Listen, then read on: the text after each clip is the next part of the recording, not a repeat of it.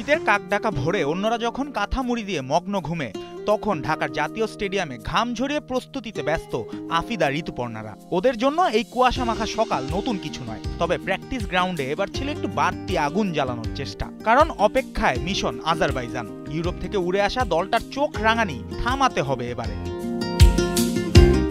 মালয়েশিয়ার বিপক্ষে প্রথম ম্যাচে প্রত্যাশার ধারের কাছেও পৌঁছাতে পারেনি পিটার বাটলারের শিষ্যরা। হাইল্যান্ড ডিফেন্স নিয়ে ম্যাচ শুরুর আগেই ছিল সমালোচনা। মাঠে নেমে তার পরিণতি 1-0 ব্যবধানে হার। মিডফিল্ডের দুর্বলতা, আক্রমণের সমন্বয়ের অভাব, সব মিলিয়ে হতাশার চাদরে মোড়ানো একদিন দেখেছিল লাল সবুজ জার্সির মেয়েরা। ঘুরে দাঁড়ানোর তাই বিকল্প নেই। তবে সেই স্বপ্ন সত্যি করা সহজকাম্য নয়, কারণ প্রতিপক্ষ আজারবাইজান প্রথম ম্যাচেই দেখিয়ে দিয়েছে তাদের ইউরোপিয়ান তীব্রতা। মালয়েশিয়াকে দাঁড়াতেই দেয়নি দলটি। 2-0 ব্যবধানে জিতে প্রতিপক্ষকে নাজেহাল করার এক ধরনের পরিষ্কার বার্তাই দিয়েছে আফিদাদের। সেই কোডেড মেসেজ ডিকোড করে তার মানে উদ্ধার করা মোটেও সমস্যা হচ্ছে না বাংলাদেশের।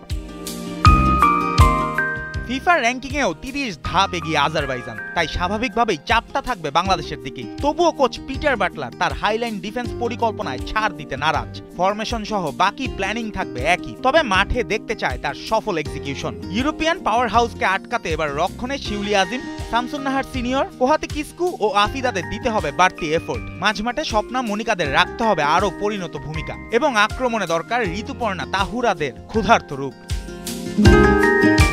ত্রিদেশীয় সিরিজে নিজেদের প্রথম জয়ের সন্ধানে মরিয়া বাংলাদেশ। অন্যদিকে আজারবাইজানের চাই টানা জয়। সমীকরণ যাই হোক, জাতীয় স্টেডিয়ামে অপেক্ষা এক দারুণ লড়াই। এশিয়ার উদ্যম আর ইউরোপের শৃঙ্খলার মুখোমুখি লড়াই। জুবায়ের নূর, ৭১।